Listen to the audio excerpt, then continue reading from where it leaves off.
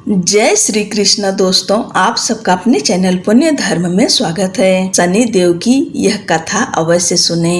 एक समय में स्वर्ग लोक में सबसे बड़ा कौन के प्रश्न पर 9 ग्रहों में वाद विवाद हो गया। निर्णय के लिए सभी देवता देवराज इंद्र के पास पहुँचे और बोले, हे देवराज, आपको निर्णय करना होगा कि हम में से सबसे बड़ा कौन है। देवताओं का प्रश्न सुन इंद्र उलझन में पड़ गए। फिर उन्होंने सभी को पृथ्वी लोक में राजा विक्रमादित्य के पास चलने का सुझाव दिया। सभी ग्रह भूलोक राजा विक्रमादित्य के दरबार में पहुँचे। जब ग्रहों ने अपना प्रश्न राजा विक्रमादित्य से पूछा तो वह भी कुछ देर के लिए परेशान हो उठे, क्योंकि सभी ग्रह अपनी अपनी शक्तियों के कारण महान थे। किसी को भी छोटा या बड़ा कह देने से उनके क्रोध के प्रकोप से भयंकर हानि पहुंच सकती थी। अचानक राजा विक्रमादित्य को एक उपाय सूझा और उन्होंने विभिन्न धातुओं जैसे सोना, चांदी, कांसा, तांबा, सीसा, रांगा, जस्ता, अभ्रक व लोहे के 9 आसन बनवाए। सबसे आगे सोना और सबसे पीछे लोहा का आसन रखा गया। उन्होंने सभी देवताओं को अपने अपने आसन पर बैठने को कहा। उन्होंने कहा, जो जिसका आसन हो ग्रहण करे। जिसका आसन पहले होगा वह सबसे बड़ा तथा जिसका बाद में होगा वह सबसे छोटा होगा। चूंकि लोहे का आसन सबसे पीछे था, इसलिए शनिदेव समझ गए कि राजा ने मुझे सबसे छोटा बना दिया है। इस निर्णय से शनिदेव रुष्ट होकर बोले, हे राजन, तुमने मुझे सबसे पीछे बैठाकर मेरा अपमान किया है। तुम मेरी शक्तियों से परिचित नहीं हो। सूर्य एक राशि पर 1 महीने, चंद्रमा 2 महीने 2 दिन, मंगल 1.5 महीने, बुध और शुक्र 1 महीने, बृहस्पति 13 महीने रहते हैं। लेकिन मैं किसी भी राशि पर 2.5 वर्ष से लेकर 7.5 वर्ष तक रहता हूँ। बड़े बड़े देवताओं को मैंने अपने प्रकोप से पीड़ित किया है। अब तू भी मेरे प्रकोप से सावधान रहना। इस पर राजा विक्रमादित्य बोले, जो कुछ भाग्य में होगा देखा जाएगा।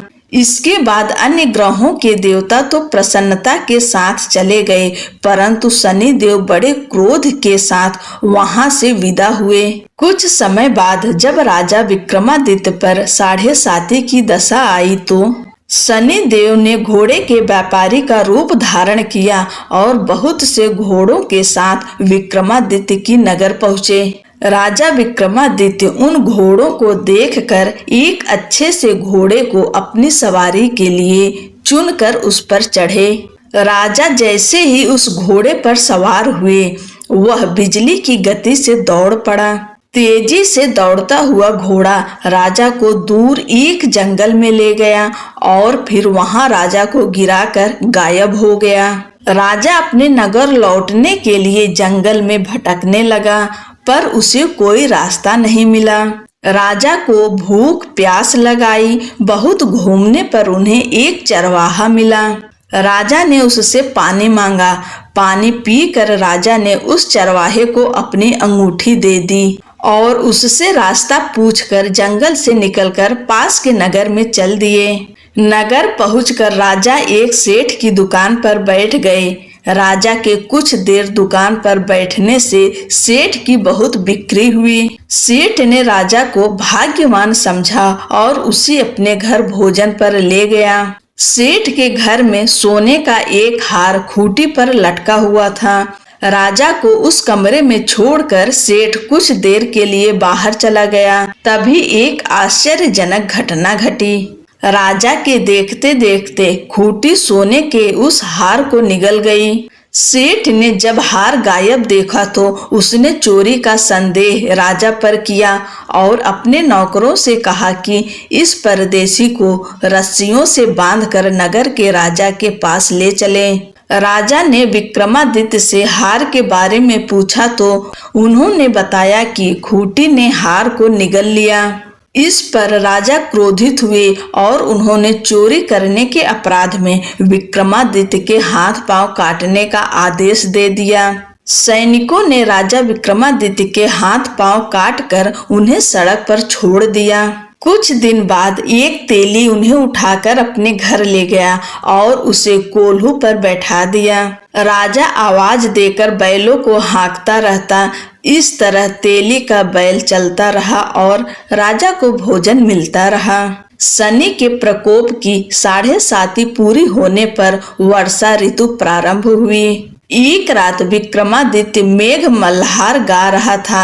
तभी नगर की राजकुमारी मन भावनी रथ पर सवार उस घर के पास से गुजरी। उसने मल्हार सुना तो उसे अच्छा लगा और दासी को भेजकर गाने वाले को बुला लाने को कहा। दासी लौटकर राजकुमारी को अपंग राजा के बारे में सब कुछ बता दिया। राजकुमारी उसके मेघ मल्हार से बहुत मोहित हुई और सब कुछ जानते हुए भी उसने अपंग राजा से विवाह करने का निश्चय किया। राजकुमारी ने अपने माता पिता से जब यह बात कही तो वह हैरान रह गए। उन्होंने उसे बहुत समझाया पर राजकुमारी ने अपनी जिद नहीं छोड़ी और प्राण त्याग देने का निश्चय कर लिया। आखिरकार राजा रानी को विवश होकर अपंग विक्रमादित्य से राजकुमारी का विवाह करना पड़ा। विवाह के बाद राजा विक्रमादित्य और राजकुमारी तेली के घर में रहने लगे। उसी रात स्वप्न में शनिदेव ने राजा से कहा, राजा तुमने मेरा प्रकोप देख लिया। मैंने तुम्हें अपने अपमान का दंड दिया है। राजा ने शनिदेव से क्षमा करने को कहा और प्रार्थना की, हे शनिदेव, आपने जितना दुख मुझे दिया है अन्य किसी को न देना। शनिदेव ने कहा, राजन, मैं तुम्हारी प्रार्थना स्वीकार करता हूँ। जो कोई स्त्री पुरुष मेरी पूजा करेगा, कथा सुनेगा, जो नित्य ही मेरा ध्यान करेगा, चींटियों को आटा खिलाएगा, वह सभी प्रकार के कष्टों से मुक्त होता रहेगा तथा उसके सब मनोरथ पूर्ण होंगे। यह कहकर शनिदेव अंतर्ध्यान हो गए। प्रातः काल राजा विक्रमादित्य की नींद खुली तो अपने हाथ पांव देखकर राजा को बहुत खुशी हुई। उन्होंने मन ही मन शनिदेव को प्रणाम किया। राजकुमारी भी राजा के हाथ पांव सलामत देखकर आश्चर्य में डूब गई। तब राजा विक्रमादित्य ने अपना परिचय देते हुए शनिदेव के प्रकोप की सारी कहानी सुनाई। इधर सेठ को जब इस बात का पता चला तो दौड़ता हुआ आया और राजा विक्रमादित्य के चरणों में गिरकर क्षमा मांगने लगा। राजा विक्रमादित्य ने उसे क्षमा कर दिया क्योंकि वह जानते थे कि यह सब तो शनिदेव के प्रकोप के कारण हुआ था। सेठ राजा विक्रमादित्य को पुनः अपने घर ले गया और उसे भोजन कराया। भोजन करते समय वहां एक आश्चर्य घटना घटी। सबके देखते देखते उस खूंटी ने हार उगल दिया। सेठ ने अपनी बेटी का विवाह भी राजा के साथ कर दिया और बहुत से स्वर्ण आभूषण, धन आदि देकर राजा को विदा किया। राजा विक्रमादित्य राजकुमारी मन भावनी और सेठ की बेटी के साथ अपने नगर वापस पहुँचे तो नगर वासियों ने हर्ष के साथ उनका स्वागत किया। अगले दिन राजा विक्रमादित्य ने पूरे राज्य में घोषणा कराई कि शनिदेव सब ग्रहों में सर्वश्रेष्ठ हैं। प्रत्येक स्त्री पुरुष शनिवार को उनका व्रत करें और व्रत कथा अवश्य सुने। राजा विक्रमादित्य की घोषणा से शनिदेव बहुत प्रसन्न हुए। शनिवार का व्रत करने और व्रत कथा सुनने से शनिदेव की अनुकंपा बनी रहती है और भक्त के सभी दुख दूर होते हैं। बोलो शनिदेव महाराज की जय। एक पौराणिक कथा के अनुसार एक समय शनिदेव भगवान शंकर के धाम हिमालय पहुँचे। उन्होंने अपने गुरुदेव भगवान शिव को प्रणाम कर उनसे आग्रह किया कि हे प्रभु, मैं कल आपकी राशि में आने वाला हूँ, अर्थात मेरी वक्र दृष्टि आप पर पड़ने वाली है। शनि देव की बात सुनकर भगवान शंकर हतप्रभ रह गए और बोले, हे शनिदेव, आप कितने समय तक अपनी वक्र दृष्टि मुझ पर रखेंगे? शनिदेव बोले, हे नाथ, कल सवा प्रहर के लिए आप पर मेरी वक्र दृष्टि रहेगी। शनिदेव की बात सुनकर भगवान शंकर चिंतित हो गए और शनि की वक्र दृष्टि से बचने के लिए उपाय सोचने लगे। शनि की दृष्टि से बचने हेतु अगले दिन भगवान शंकर मृत्यु लोक आए। भगवान शंकर ने शनिदेव और उनकी वक्र दृष्टि से बचने के लिए एक हाथी का रूप धारण कर लिया। भगवान शंकर को हाथी रूप में सवा प्रहर तक का समय व्यतीत करना पड़ा तथा शाम होने पर भगवान शंकर ने सोचा अब दिन बीत चुका है और शनिदेव की दृष्टि का भी उन पर कोई असर नहीं होगा। इसके उपरांत भगवान शंकर पुनः कैलाश पर्वत लौट आए। भगवान शंकर प्रसन्न मुद्रा में जैसे ही कैलाश पर्वत पर पहुँचे, उन्होंने शनिदेव को उनका इंतजार करते पाया। भगवान शंकर को देखकर शनिदेव ने हाथ जोड़कर प्रणाम किया। भगवान शंकर मुस्कुराकर शनिदेव से बोले, आपकी दृष्टि का मुझ पर कोई असर नहीं हुआ।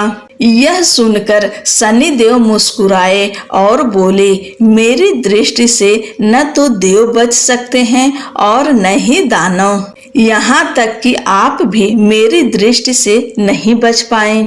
यह सुनकर भगवान शंकर आश्चर्यचकित रह गए। शनिदेव ने कहा, मेरी ही दृष्टि के कारण आपको सवा प्रहर के लिए देव योनि को छोड़कर पशु योनि में जाना पड़ा।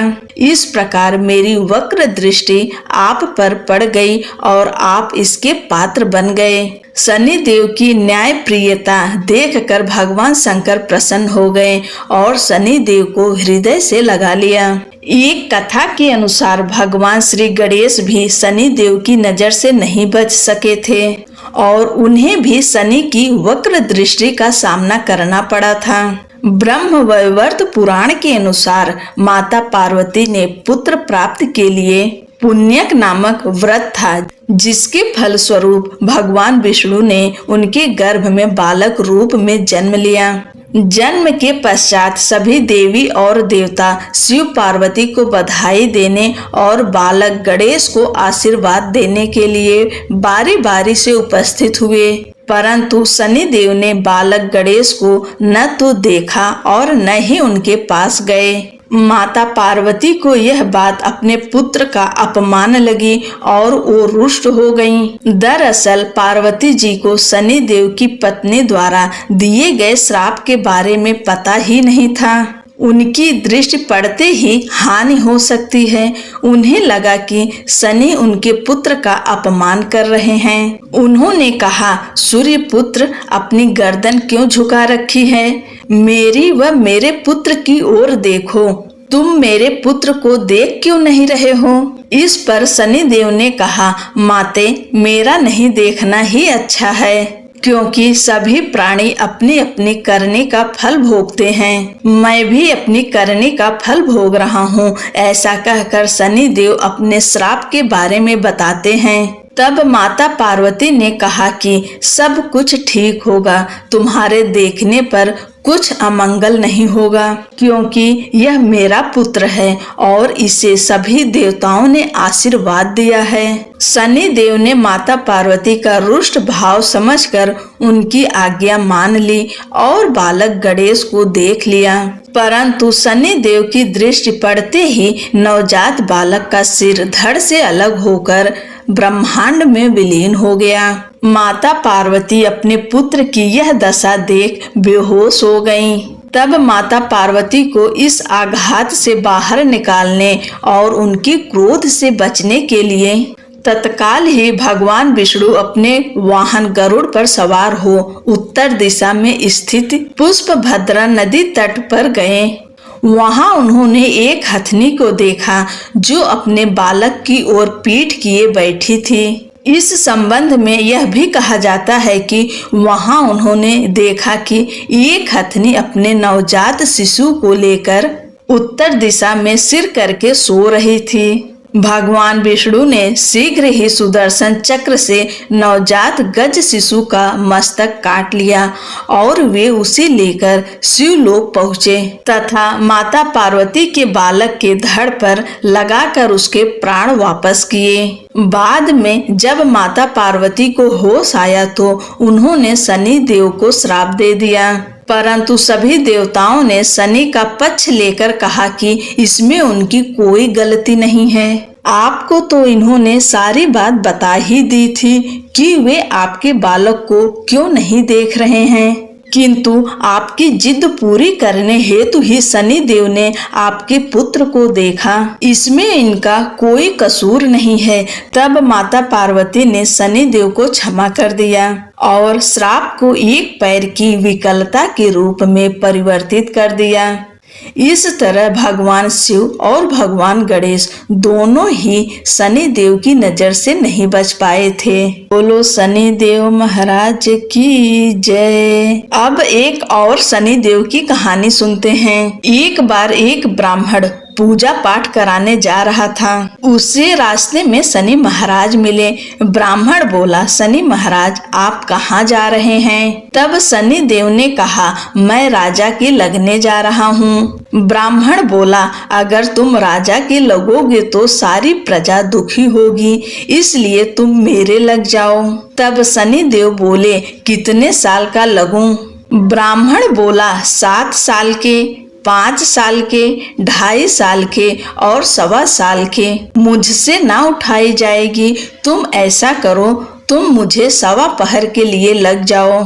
शनि देव ने कहा, ठीक है, तो मैं 1.25 पहर के लिए तुम्हें लग जाता हूँ। उसके बाद ब्राह्मण देवता नदी के किनारे आसन बिछाकर पाठ करने लगे। नदी में तो 2 मतीरे बहे जा रहे थे। ब्राह्मण ने उन दोनों मतीरों को निकालकर अपने घुटने के नीचे रख लिया। देखते ही देखते दोनों मतीरे राजा के बेटों के सिर बन गए।